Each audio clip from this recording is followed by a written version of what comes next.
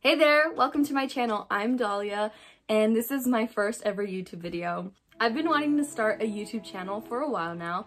I just never really got around to it until now that I'm at home 24/7, like most of you are in this time. So I thought, well, let's just start, and I created a poll on Instagram, and you guys voted. So here goes my first video. This YouTube channel is called Handmade Dahlia, based on the name that I've given my Instagram account that is all about my art and creations. My name is Dahlia, and I love to do things handmade, so why not put the two things together and call it Handmade Dahlia? I hope that on this channel I can do a variety of videos. I would love to be able to do art videos where I just share the crafts that I do and everything creative. I want to do lifestyle videos if you all are interested in that. And also I definitely want to do faith videos because I am a Christian and I love Jesus and I want to share him with everybody that watches these videos. So I'm super excited about what is to come with this channel, and I would love to hear your recommendations in the comments about any types of videos you guys want to see. Alright, anyways, sorry about the long intro. We are finally gonna get started on the video that you probably came here to watch. You came here to watch how I draw on my Instagram pictures. So let's get started. Today I'm going to be using my iPad, which is the 6th generation from 2018, and my Apple Pencil, which is the 1st generation version. I'm going to be using an app called Procreate, which is an awesome app if you like to do digital art, and I definitely recommend it. And first I'm going to start off by opening a screen-size canvas in Procreate. Now I'm going to go ahead and insert the picture that I'm going to use. I'm grabbing this picture of my family, and since my picture is in landscape orientation, I'm going to go ahead and rotate that. Once my picture is ready to go, I'm opening up a new layer where I am going to be doing my drawing. And I'm going to choose the color white and the brush monoline, which is included in Procreate. And then I like to just play around with the size of the brush and decide on what width I would like. With images like this where there are multiple people, I like to create a design that outlines the form of every person, so it looks like whatever design I create is coming out behind them.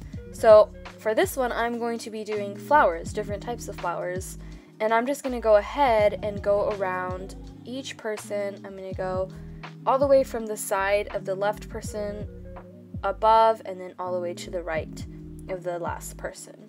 I'm going to be creating different types of flowers, and also, as you notice, I'm not going to be finishing the flowers, and that's because I don't want the flowers to be covering people's faces, so I'm not even going to need that part anyways.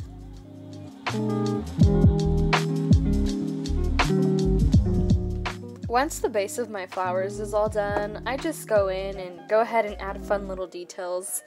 I do little zigzags or dots or circles or just play around with fun shapes, and this adds a lot of detail to whatever design you're doing.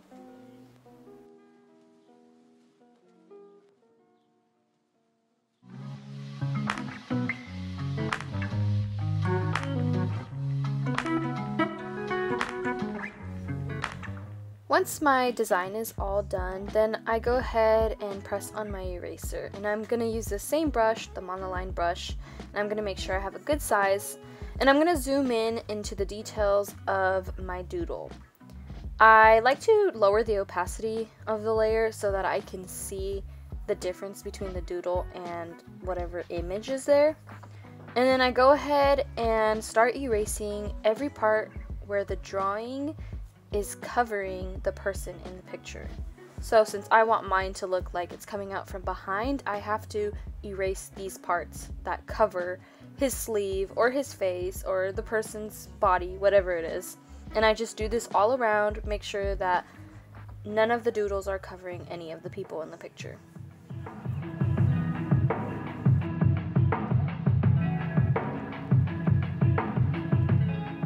This part is a little tedious, but it can also be relaxing for some people. Once that's all done, I look at it and I decide, well, I could add a little bit more detail. So I go in and I just add these little arrow-shaped things, kind of like little triangles, just on the edges of all the flowers, just to add a little bit more design to it. And I go in and add these little dots.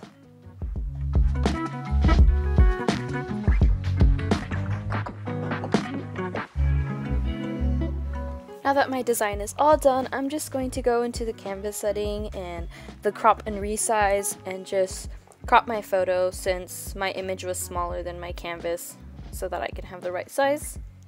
And now it's finished. I just save my picture as a JPEG. I save image and it's downloaded to my camera roll now and ready to upload. Now I'm going to show you another example with a different picture. So same canvas size, but this time I'm going to be using this picture of Kato, my sweet little kitty. Look at that face, so cute. I'm going to open up a new layer, and this time I'm going to use a different brush. This brush is a free brush from Stephen Koons. It's called Steph's Sketch Brush, and I'm going to change my size.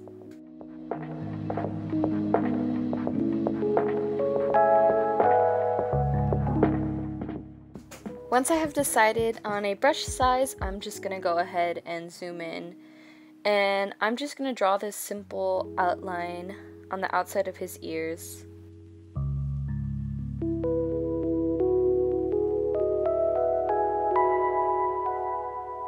And now I'm going to go in and I'm going to add little triangles. I like to play around with different shapes when I do these doodles. They're super easy to do. I mean, we all know how to do triangles and circles and squares, and it looks really nice just by adding those simple shapes. So I'm just adding these little triangles to the outside of the outline of the ears. Now I'm going to go in and just outline his entire body, kind of like I did in the last photo, where I just add a design all around. I'm just making a pattern with these W curved shaped things and little dots in between each of them. Then I just grab my eraser brush and I lower the opacity again so I can see where his body finishes and where I want the doodle to start. So I just erase it on every part that is covering his paws or his fur, whatever it may be.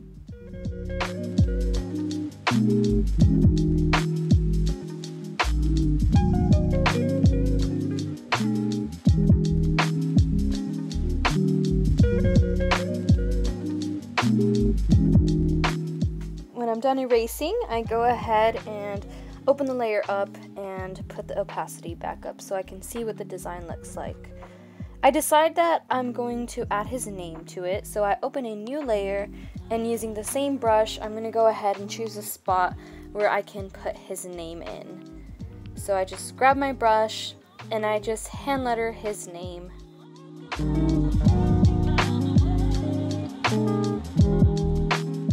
In addition to doodling, I also really enjoy hand lettering, so if you'd like to watch a video about my process in learning how to do calligraphy and faux calligraphy, let me know. Now I'm all done with his name, and I realize that I'm missing some of the outline over this side of his body, so I just go ahead and fill that in and erase it, and now I'm ready to go. So I save it just like I did with the last one as a JPEG, export it, and save it to my camera roll. I think you get the idea by now, but I'm just going to show you one last example, and I'm going to use this selfie. And I'm going to do the exact same thing, open a new layer, and I'm going to experiment with another brush that I have. This is called Sharpie 1, and I'll leave the link down below for these brushes if you guys would like to use them. I figure out my size, and for this picture, I don't have too much space to work with because I don't really want to cover my face, obviously. So I decided that I'm just going to fill up the entire empty part where my face is not, I'm going to just outline my face, and then I'm going to play around with shapes like I said before. Triangles, circles, hearts, swirls, lines, whatever comes to mind.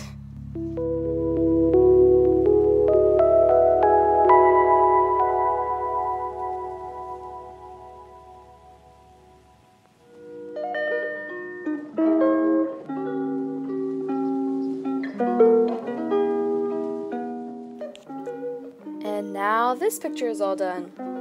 So I go ahead and save it. Now when I go to my camera roll, I can see all my pictures and they're ready to go and ready to upload to Instagram or whatever social media platform you would like to share it on.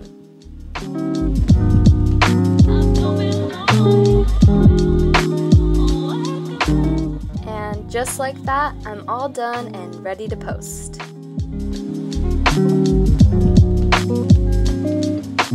And that's how I draw on my Instagram pictures. I hope that that was helpful for you, or it was relaxing to watch, whatever it may be. Make sure to comment down below any recommendations for videos that you would like to see from me.